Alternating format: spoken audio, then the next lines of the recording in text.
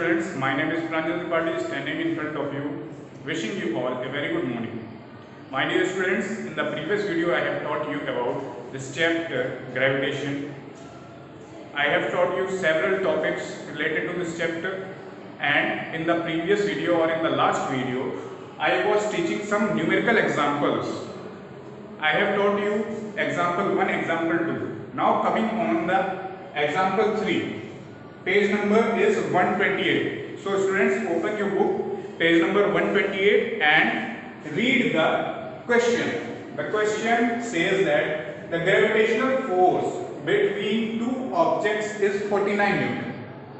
First of all, what is given? The gravitational force is given. That is 49 Newton. By how much should the distance between these objects be decreased so that the force between them becomes double? तो इसमें question में क्या कह रहा है कि कोई दो बॉडीज हैं, कोई दो ऑब्जेक्ट्स हैं, तो उनके बीच में जो डिस्टेंस है वो कितनी कम कर दी जाए कि उनका जो फोर्स था 49 न्यूटन का वो डबल हो जाए. Let us suppose this one body is this, other body is this. There is an attraction force between these two bodies. अब इन दोनों बॉडीज के बीच में जो अट्रैक्शन फोर्स था वो था 49 न्यूटन का. क्वेश्चन में ये कह रहा है कि इन दोनों के बीच में जो डिस्टेंस है वो कितनी कम कर दी जाए. लेट अस सपोज कि ये इतने पास आ जाए तो इनका फोर्स 49 से 98 न्यूटन हो जाए. तो पूछ रहा है कि कितनी डिस्टेंस में कितनी कमी की जाए. ओके, तो सबसे पहले let us write what things are given into the numerical. Given is F1. F1 is 49 Newton. Let us suppose the mass of the two bodies be M1 and M2. Mass of two bodies be M1 and M2. And in the first case, the force is 49 Newton. In the second case कब कि जब उनके बीच की distance कम कर दी. Second case में F2 जो है वो 98 न्यूटन हो गया. फर्स्ट केस में जो डिस्टेंस थी उन ऑब्जेक्ट्स के बीच में वो हमने मान ली R1. यहां पर लिख लेते हैं let the distance between objects in first case be R1. In second case distance in second case मान ली R2.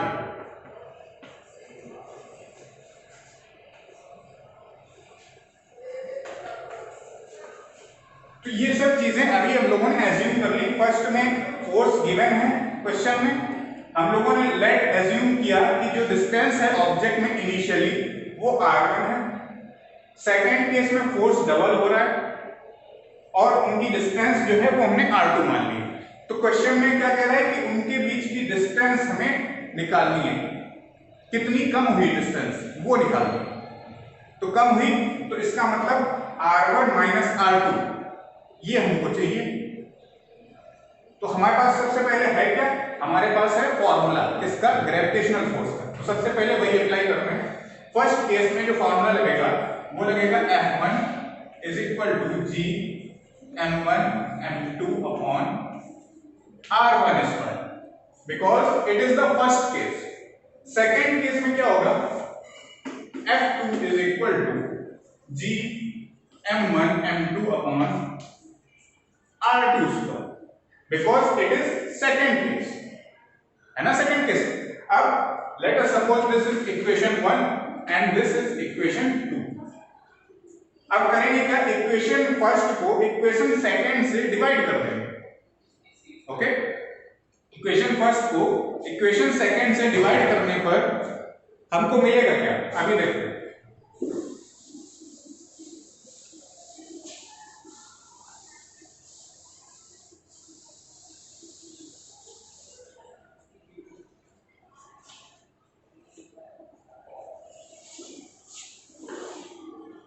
अब जब इक्वेशन फर्स्ट को इक्वेशन सेकंड से डिवाइड किया तो हमें मिला यहाँ पर F1 upon F2 is equal to GM1N2 upon R1 square upon GM1N2 upon R2 square. अब यहां से देखिए G से G कैंसिल, M1 से M1 कैंसिल, M2 से M2 कैंसिल, बचा क्या R2 square upon R1 square. Okay, तो अब वैल्यू पुट करेंगे F1 F2 की, वैल्यू पुट करेंगे किसकी F1 F2। यहां पर हमें F1 की वैल्यू पता है 49 न्यूटन, F2 की वैल्यू पता है 98 न्यूटन। तो यहां पर F1 की 49, F2 की 98, यहां पर R2 अपॉन R1 का होल स्क्वायर कर सकते हैं। इसको कैंसिल करेंगे तो 1 2 मींस इसको हम कह सकते हैं स्क्वायर को यहां पर लिया है तो रूट बन जाएगा ये R2 upon R1 is equal to under root 1 upon 2। इसके बाद कह सकते हैं कि R1 उधर लेना है तो R2 is equal to 1 upon under root 2, 1 का रूट 1 ही होगा तो 1 upon under root 2 into R1।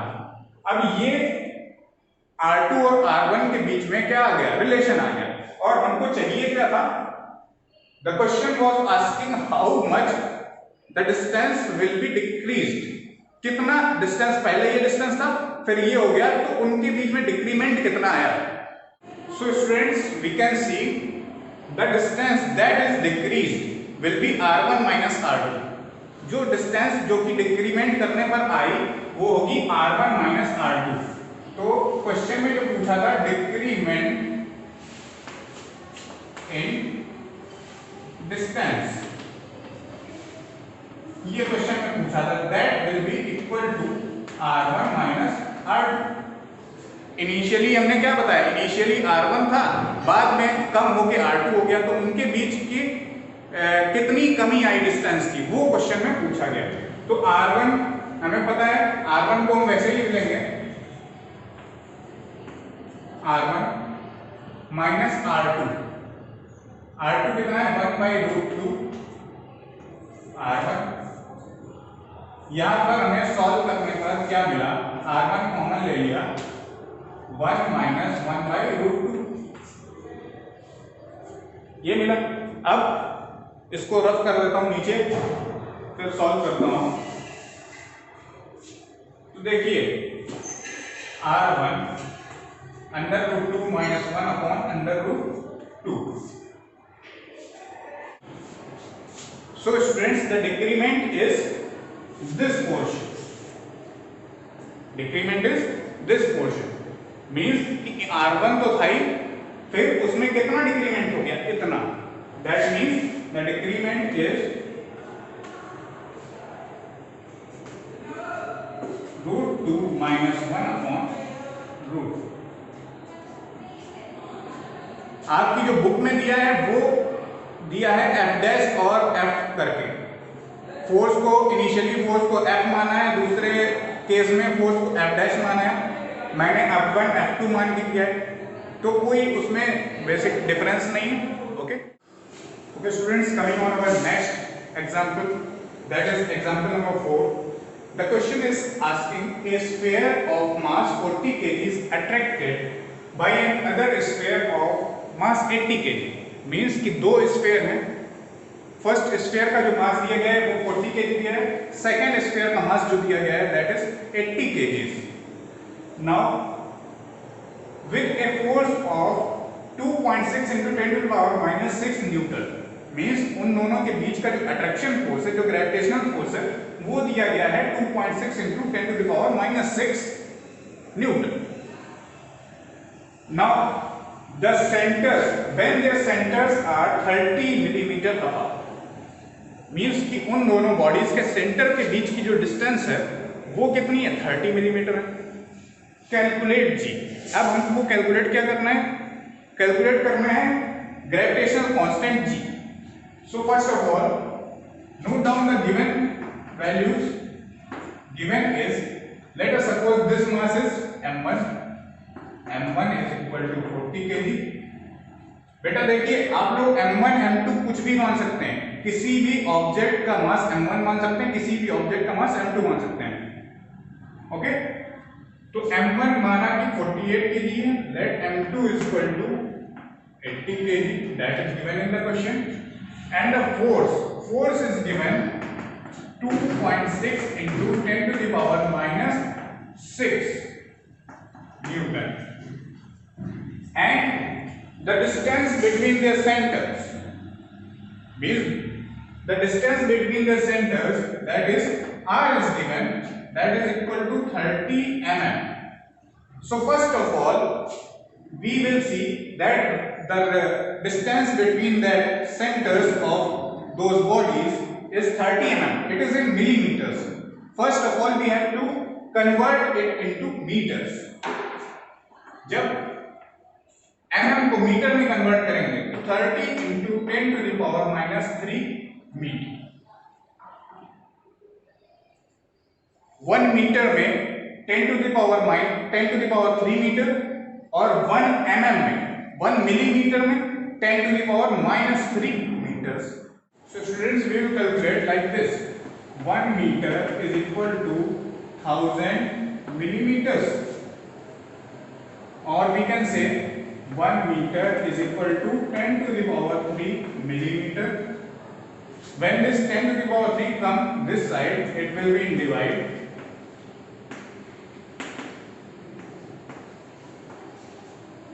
10 to the power 3 जब ऊपर जाएगा तो इसकी पावर क्या हो जाएगी, माइनस की हो जाएगी, इज इक्वल टू 1m। इसलिए mm को जब मीटर में चेंज करते हैं तो मल्टीप्लाई किसका करते हैं, 10 to the power minus 3 का। तो यही सेम चीज हमने यहां पर की। Okay, now we know the formula F is equal to G m1 m2 upon r square. Transfer कर लेते हैं, ट्रांसफर करने पर ये एफ आर स्क्वायर हो जाएगा upon m1 m2। This is the formula of G. अब ये फॉर्मूला जी का आ गया, अब इसी में ही वैल्यू पुट कर देंगे हम लोग। वैल्यू पुट कर देंगे किसकी, एफ की वैल्यू हमें पता है 2.6 into 10 to the power minus 6, are की वैल्यू हमें पता है 30 into 10 to the power minus 3, और m1 m2, m1 ये रहा m2 ये रहा। अब केवल वैल्यूज पुट करना है।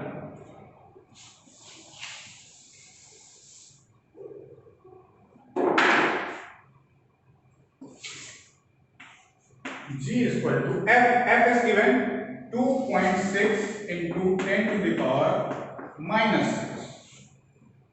F R square, R is 30 into 10 to the power minus 3। R का स्क्वायर है तो होल स्क्वायर कर दिया upon m1 m2। m1 is 40, m2 is 80, तो 40 into 80।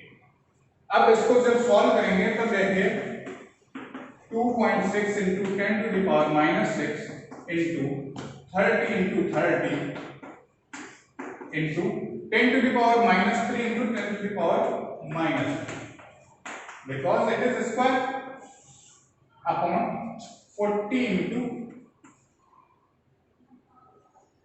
8। 10 to the power minus 6 और 10 to the power 3, 10 to the power 3, ये सारे powers क्या हो जाते हैं, ऐड हो जाते हैं। तो 2.6 into 30 into 30 into 10 to the power minus 6 minus 3 and minus 3, total हो गया minus 12 अपॉन 40 into 80। एक जीरो ये जीरो कटा। फिर इसके बाद जब सॉल्व करते हैं तो जो आंसर आपका जो आएगा that is 7.03 into 10 to the power minus 13 newton metre square पर kg square. This is the unit of gravitational constant g। Okay students, अब आपको कुछ नहीं करना है, केवल फॉर्मूले में वैल्यू पुट करना है। Now coming on the last question, last example, the mass of the sun is 2 into 10 to the power 30 kg. तो देखिए सबसे पहले आपको मास दिया गया सन का, m1 मान लिया इसको, then that of mass of earth is 6 into 10 to the power 24 kg. तो आपको मास 2 भी दिया है, m2 भी दिया है, अर्थ का जो मास है वो दिया है 6 into 10 to the power 24 kg. If the average distance between sun and the earth is 1.5 into 10 to the power 11 and calculate the force exerted by the sun on the earth and also by the earth on the sun. Actually that force is same in both cases because we have studied that the force is equal and opposite in nature. When we apply force on any body, then that body applies the same amount of force on us and that is in opposite direction. Means कि कहने का मतलब ये है कि अगर कोई body हम पर कोई फोर्स लगा रही है तो हम भी उस पर उतना ही फोर्स लगा रहे हैं लेकिन हमारी डायरेक्शन अपोजिट होगी. So this is the same question, everything is given. Mass of the sun जो कि दिया है 2 into 10 to the power 30 kg. Second, this is m2. m2 is mass of earth, that is 6 into 10 to the power 24 kg. If the average distance means r is given. m2 दिया है, m1 दिया है, r दिया है. g की value बेटा नहीं दी गई है. I have told you in the previous video that wherever the value of g is not given, then we will put the value of g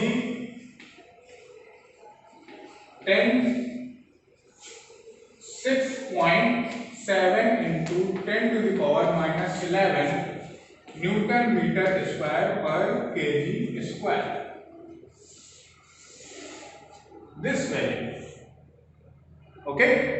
So in this question the value of g is not given. We will put the value of g as this 6.7 into 10 to the power minus 11 Newton meter square per kg square. उसके बाद क्या किया गया, solve किया गया question को. ऐसे ही आपके कुछ न्यूमेरिकल्स दिए गए हैं 1 2 3 4 5. पेज नंबर जो है वो है 129.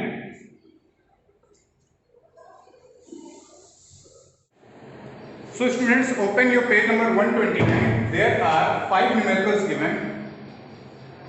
Let us start with the first numerical. First numerical says that two persons having mass 50 kg each are standing such that their center of gravity are 1 meter apart. Calculate the force of gravitation. First of all, it is given that both the person are of same mass. m1 is equal to m2 is equal to 50 kgs. And also it is given that the distance between the center of gravity is 1 meter. That means r is given. The distance between their centers r is 1 meter. And it is asking the force of gravitation. Force of gravitation means F पूछा है आपसे. अब you know F का formula क्या होता है, G m1 m2 upon r square, but G is not given. जब G नहीं दिया रहेगा तो अभी मैंने आपको बताया कि G की वैल्यू क्या पुट करेंगे, 6.67 into 10 to the power minus 11 Newton meter square per kg square. Now we know that the formula is F is equal to G m1 m2 upon r square.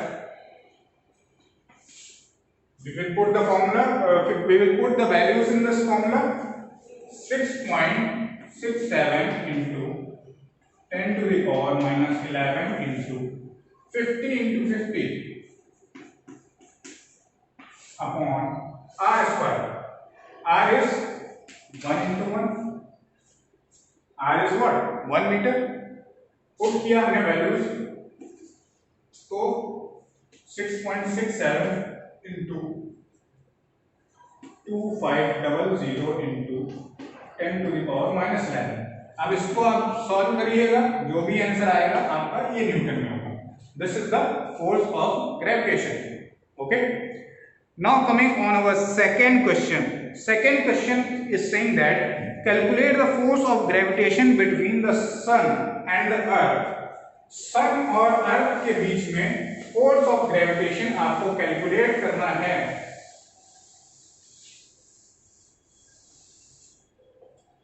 If the average distance between them is 1.5 into 10 to the power 8 kilometre, अगर average distance दिया है उन दोनों के बीच में, that means r is given, r is 1.5 into 10 to the power 8 kilometer. If the mass of the earth is 6.24 kg, 6 into 24 kg, 10 to the power 24, means mass of earth, let us suppose the mass of earth is m1. तो m1 हमने मान लिया mass of earth को, जो कि दिया है कितना, 6 into 10 to the power 24 kg दिया है। ऐसे ही m2 जो है मास ऑफ द सन, वो दिया है 2 into 10 to the power 30 kg, 2 into 10 to the power 30 kg दिया है। Now g is not given, then we will put 6.7 into 10 to the power minus 11 newton metre square पर kg स्क्वायर। तो बच्चों ध्यान देने वाली बात यह है कि हमारी g की वैल्यू हमेशा न्यूटन मीटर स्क्वायर में आती है। तो इसका मतलब क्या है कि सभी चीज हमारी मीटर में होनी चाहिए, जैसे कि जो r है वो किलोमीटर में दिया है, तो सबसे पहले इसको हम देखेंगे कि मीटर में दिया है कि नहीं। अगर नहीं दिया है तो we will change it into the metres. तो इसको लिख लेंगे 1.5 into 10 to the power 8 into 1 kilometre में 1000 मीटर्स, तो 1000 मीटर मतलब 10 to the power 3 से मल्टीप्लाई हो गया, तो ये बन गया मीटर। तो r की वैल्यू ये आ गई।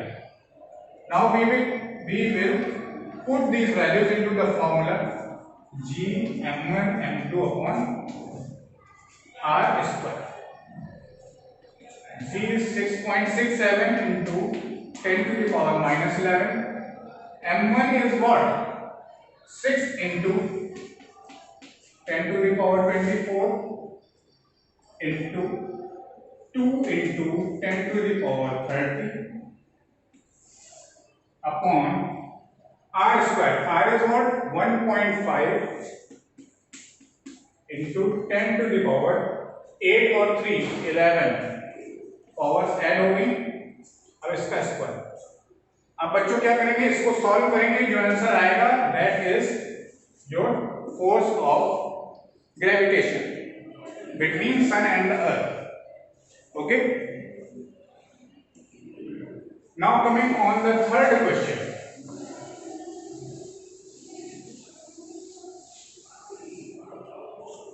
What is third question? Calculate the gravitational force between two objects of masses 50 kg and 120 kg. Very similar questions and very simple questions are there. Calculate the gravitational force between two objects. दो object हैं जिनका की मास दिया गया 50 and 120 kg. Let m1 is equal to 50 kg, m2 is equal to 120 kg. Kept at a distance of 10 meter from one another. 10 metre पर ये दोनों रखें, मींस इन दोनों के बीच की डिस्टेंस कितनी है? 10 मीटर।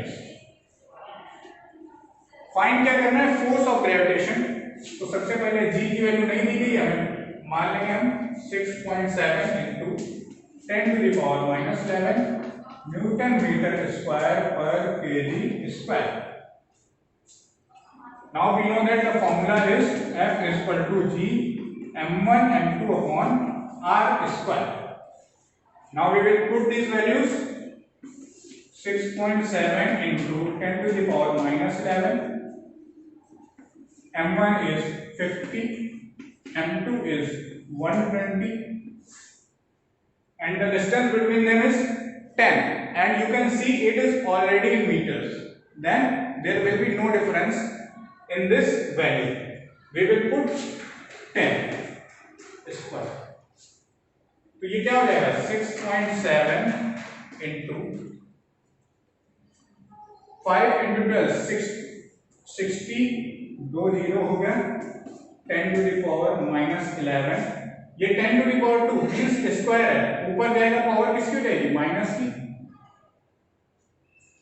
अब ये मल्टीप्लाई करेंगे हम लोग 6 इंटू 7 6 7 जा 42 6 6 जा 36 और 4 40.2 इंटू ये तीन जीरो है तो पावर इसमें ऐड कर देंगे 10 to the power minus 13 plus 3 it means 40.2 into 10 to the power minus 10 ये आ गया newton. Okay, now coming on question number 4। Question number 4 is saying what is the gravitational force on a body of mass 150 kg lying on the surface of Earth। ऐसा एक मैंने example आपको कराया था first example कि उसमें क्या था, अर्थ के ऊपर कोई ऑब्जेक्ट रखा है, इनके बीच की जो डिस्टेंस है वो हम लोग अर्थ की रेडियस मान रहे थे। क्यों? क्योंकि जो ये डिस्टेंस है this distance from here to this point, this is very small in comparison to the radius of earth। तो जो इसमें इस केस में r लेंगे वो होगा रेडियस ऑफ अर्थ के बराबर, that is equal to radius of earth. तो बाकी इस क्वेश्चन में सब कुछ आपको दिया है, मास ऑफ अर्थ दिया है, m1 दिया है, ठीक है, m2 दिया है मास of the object that is 150 kg, gravitational force पूछा है आपसे और g की वैल्यू ग्रेविटेशनल कांस्टेंट की भी वैल्यू दी गई, मींस m1 की वैल्यू दी, m2 की वैल्यू दी है, ग्रेविटेशनल फोर्स पूछा है आपसे एंड g की भी वैल्यू दी गई। तो सबकी वैल्यू दी गई, आप इजीली निकाल सकते हैं। ये मैंने आपको बता दिया कि r जो है r भी है रेडियस ऑफ अर्थ वो इसमें यूज होगा।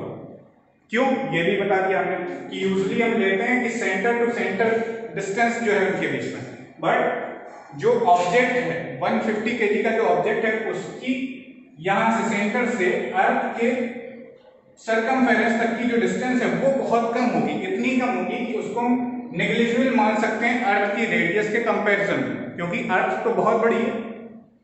Okay, now coming on the fifth question is saying that what is the gravitational force exerted by the earth on the moon if the distance between them is 3.84 into 10 to the power 5 kilometre. तो इसमें देखिए आपको दिया गया है question